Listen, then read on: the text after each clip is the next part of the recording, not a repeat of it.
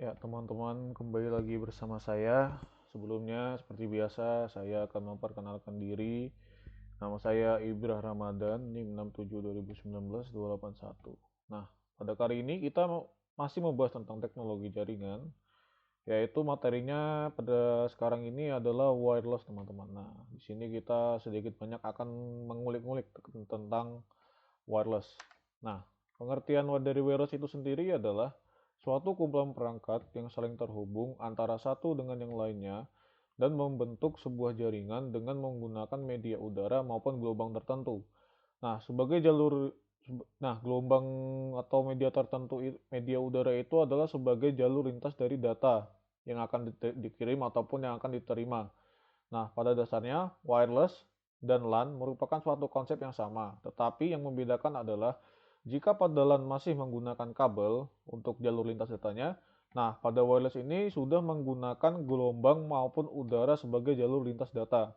Nah, terus selanjutnya cara kerja dari wireless ini adalah semisal kita ambil contoh salah satu perangkat seperti komputer. Nah, setiap perangkat komputer yang ada pada jaringan wireless diberi adapter atau biasanya wireless card yang akan mengirimkan serta menerima data dengan gelombang radio dari PC ke PC yang lainnya. PC di sini maksudnya perangkat komputer yang tadi. Nah, dengan catatan masih dalam satu jaringan yang sama. Nah, pada dasarnya, prinsip kerja dari wireless ini hampir sama dengan sistem jaringan yang menggunakan kabel Ethernet biasa.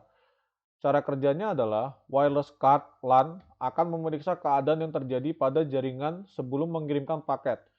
Nah, jika jaringan tersebut berada dalam keadaan kosong, maka paket akan langsung dikirimkan. Akan tetapi, apabila dideteksi bahwa terdapat data lain yang menggunakan frekuensi radio, maka pengiriman tersebut akan menunggu untuk sementara dan yang nantinya akan diperiksa kembali sebelum dikirimkan.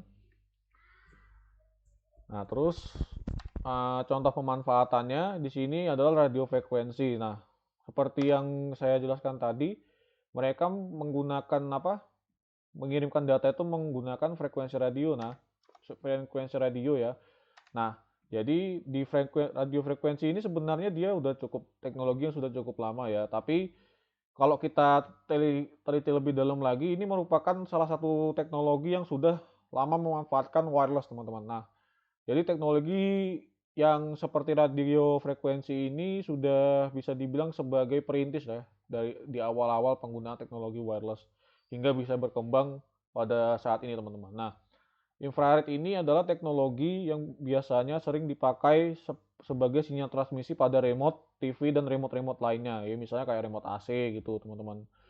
Nah, seiring dengan berkembangnya teknologi, infrared digunakan sebagai alat transmisi data pada handphone. Nah, yang berikutnya ada Bluetooth. Nah, Bluetooth ini merupakan teknologi hasil modifikasi dari frekuensi radio. Nah, Bluetooth merupakan teknologi wireless yang menjadi standar pada ponsel yang memiliki fungsi untuk bertukaran data jarak dekat ya teman-teman ya. Jadi di sini dia masih ada limitasinya teman-teman.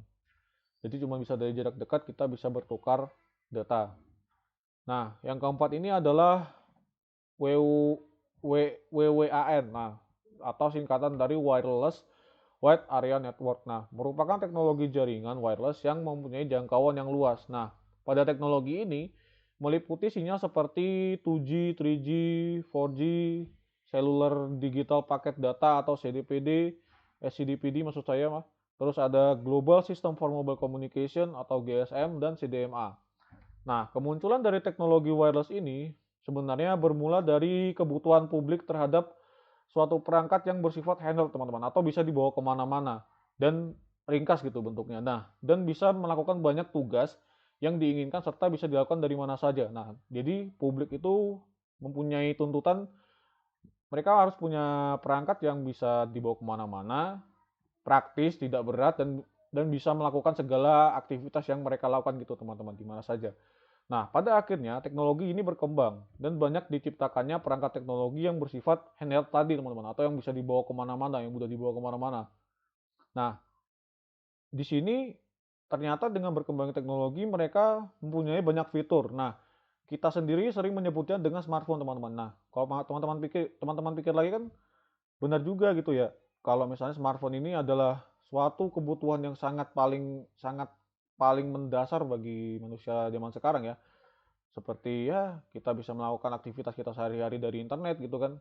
Ya kita memang membutuhkan smartphone teman-teman. Nah, terus kelebihannya dari jaringan wireless ini adalah tidak membutuhkan instalasi kabel yang panjang teman-teman. Jadi tidak ribet dan terkesan lebih rapi. Nah, cocok untuk digunakan pada jaringan yang luas cakupan areanya. Nah, di sini balik ke apa yang kelebihan nomor satu tadi, ya ini cakupannya bisa lebih luas dan tidak memakan waktu yang lama gitu untuk instalasinya karena tidak memerlukan kabel ya teman-teman. Nah, terus kecepatan transfernya cukup stabil, transfer datanya. Terus kompatibel di hampir semua perangkat khususnya smartphone dan laptop. Ya kalau dipikir-pikir bener juga. Zaman sekarang smartphone mana dan laptop mana yang tidak bisa terhubung dengan WiFi gitu teman-teman. Nah, kalau misalnya si sinyal ini kurang lemah misalnya di tempat kalian gitu ya. Nah, di sini kita bisa menambahkan alat bantu ini seperti penguat sinyal gitu teman-teman. Nah, ada pun beberapa kekurangannya teman-teman. Nah, di sini ya harus kita akui instalasi dan pengembangannya ini memang cukup mahal.